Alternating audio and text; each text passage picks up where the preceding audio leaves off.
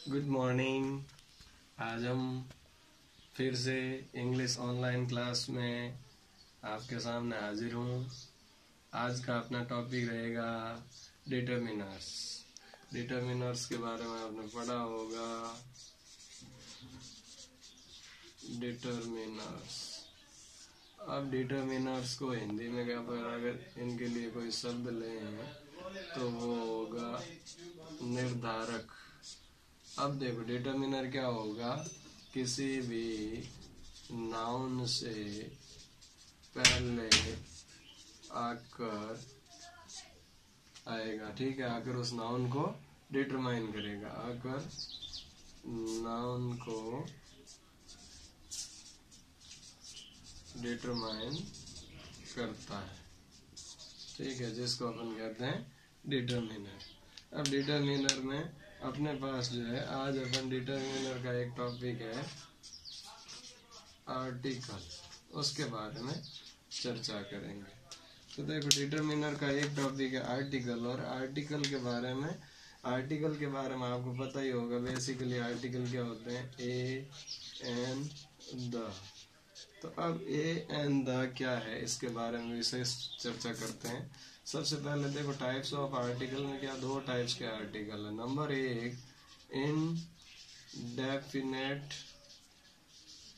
Article और दूसरा होगा डेफिनेट आर्टिकल, ठीक है। इनडेफिनेट आर्टिकल जो है उसमें आता है ए और एन, और डेफिनेट आर्टिकल है उसमें आता है द, ठीक है।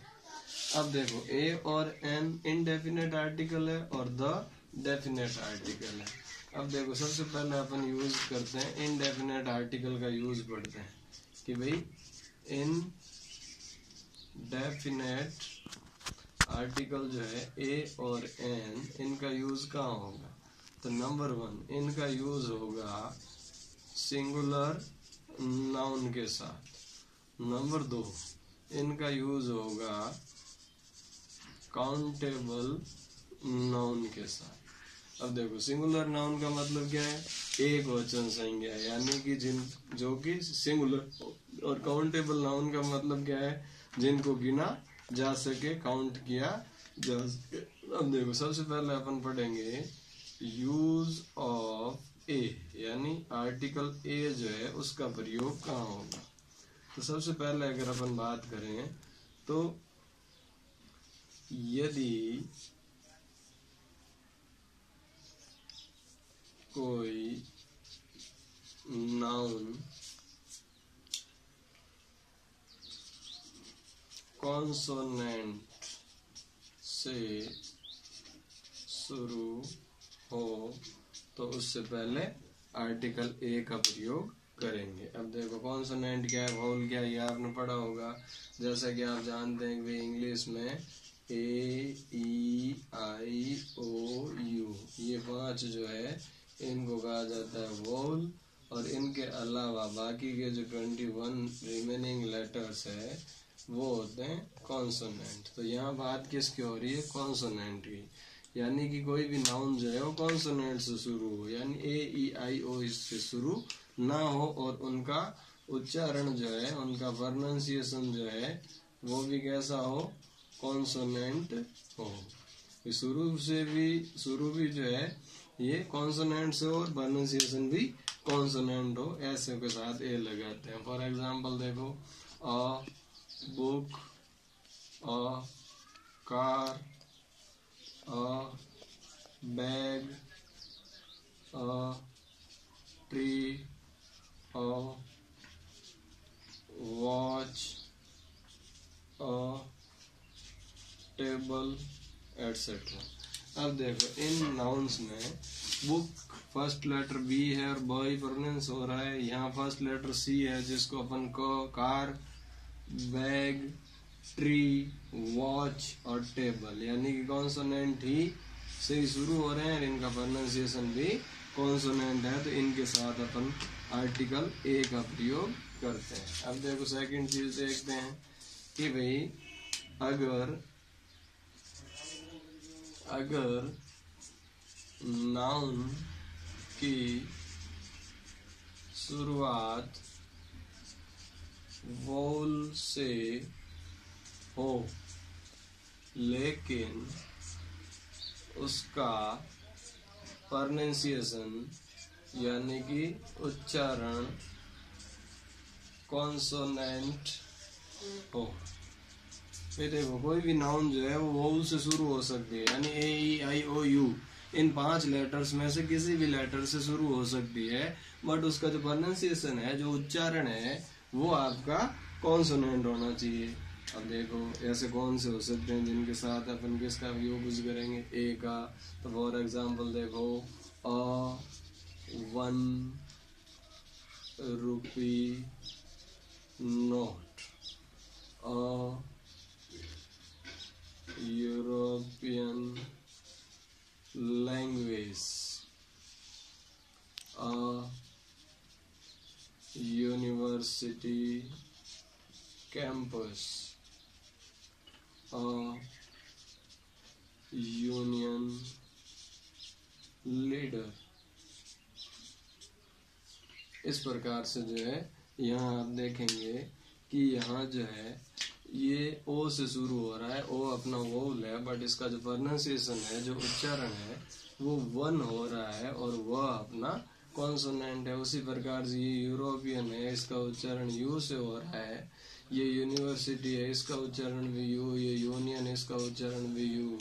तो यहाँ अपन देखते हैं कि भाई कोई भी नाउन जो है उसकी शुरुआत तो वोल से हुई है। किससे हुई है? वोल से, लेकिन उसका प्रोनाउंसिएशन क्या आ रहा है? कॉन्सोनेंट आ रहा है। प्रोनाउंसिएशन क्या आ रहा है? कॉन्सोनेंट आ रहा है। तो इससे पहले भी अपन किसका प्रयोग करेंगे? इनडेफिनेट आर्टिकल ए का प्रयोग करेंगे। समझ में आई बात? अब देखो आगे बढ़ते हैं। देखो use of an, indefinite article an का प्रयोग कहाँ करते हैं? देखो तो सबसे पहले ऐसी नाउन जिनकी शुरुआत वोल से हो तथा प्रोनाउंसिएशन यानी कि उच्चारण भी वोल हो। फर्स्ट चीज क्या देखेंगे? ऐसी नाउन जिनकी शुरुआत वोल से होती है और उनका प्रोनाउंसिएशन भी किससे हो रहा है? वोल से हो रहा है। ऐसे के लिए अपन किसका प्रयोग करेंगे? एन का। For example an apple, an orange, an egg, an ice cream, N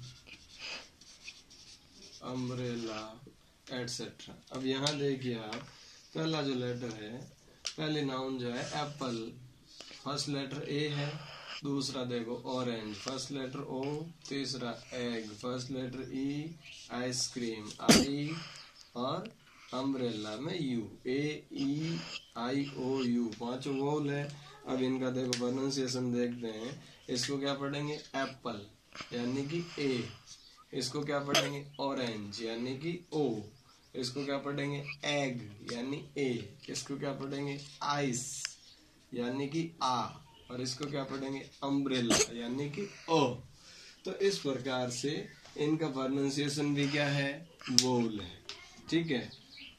अब देखो दूसरा इसका देखते हैं कि भाई ऐसी नाउन जिनकी शुरुआत कॉन्सोनेंट से हो,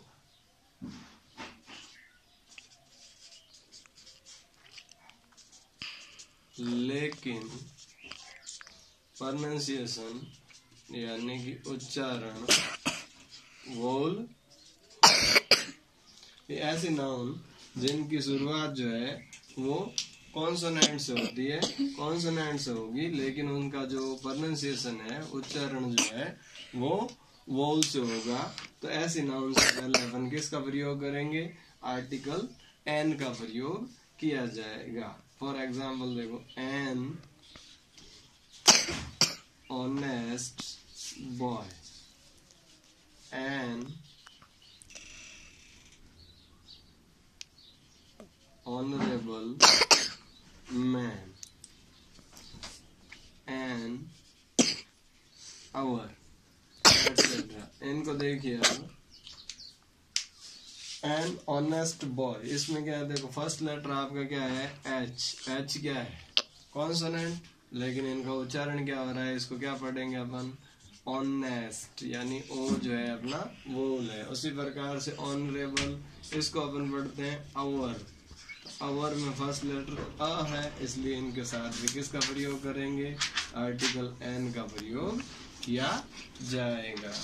अब देखो आगे बढ़ते हैं और बात करते हैं किसी भी डिग्री,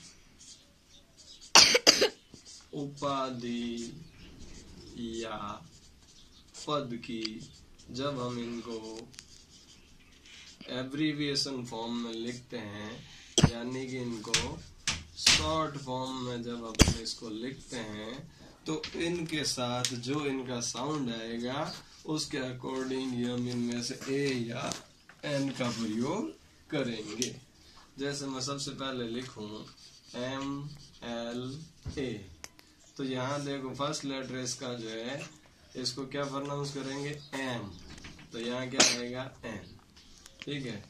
उसी प्रकार से एस डी एम, तो इसको क्या प्रोनाउंस करेंगे एस, क्या प्रोनाउंस करेंगे एस। तो अब एस का फर्स्ट लेटर क्या है ए, तो इसके साथ भी किसका प्रयोग होगा, एन का प्रयोग होगा, ठीक है। इसी प्रकार से अगर किसी डिग्री की बात करें तो एम ए, तो यहाँ इसका प्रोनाउंसिएशन क्या होगा एम, यानी कि इससे पहले भी किसका प्रयोग किया जाएगा, एन का प्रयोग किया जाएगा। लेकिन अगर मैं किसी डिग्री की बात करूं जैसे बी ए, तो इसका फर्स्ट लेटर क्या है बी, यानी कि इसको पढ़ते हैं ब, और ब क्या है कॉन्सोनेंट, तो कॉन्सोनेंट है, इसलिए इसके साथ क्या लगेगा ए। तो आज अपन ने जो है इनडेफिनेट आर्टिकल जो है, इनडेफिनेट आर्टिकल जिसमें ए और एन का प्रयोग अपन ने पढ़ा, उम्मीद करता हूँ आपको ये समझ में आया होगा। एक बार इसको फिर से देखें, रिवाइज करें, और जो भी मैंने एग्जाम्पल्स दिए हैं इनको अपनी नोटबुक में देखें। अगर आपके कोई डाउट्स है तो वो कमेंट्स में जरूर बताएं। धन्यवाद, जय हिंद।